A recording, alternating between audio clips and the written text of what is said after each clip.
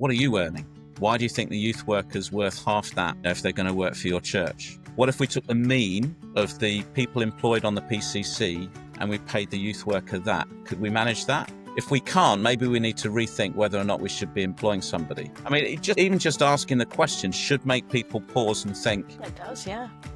What am I asking people to do? I'm on £60,000 a year, moving widgets about, whatever, I'm doing.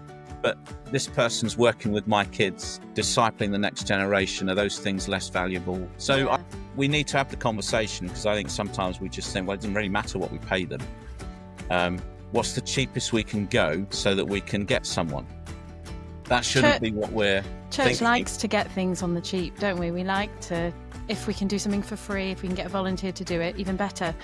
If a worker's worth their wages, the other thing that was just really significant from the research I did was we asked people the question, if you could stay in children's, youth and family ministry until retirement, if you could, would you? And 75% said they would.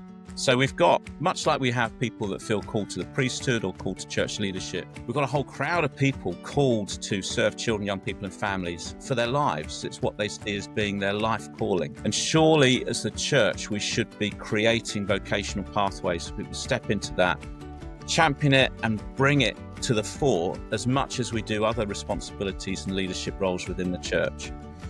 And not aim to pay them less, but look at how we can bring equity in terms of what we offer. I do think people have a mindset that we're going to be employing somebody who's 22, not somebody with a family, not somebody who has bills or a mortgage to pay. And so we think of the job as, well, they'll be fine with this. But it basically also caps who would apply for that job.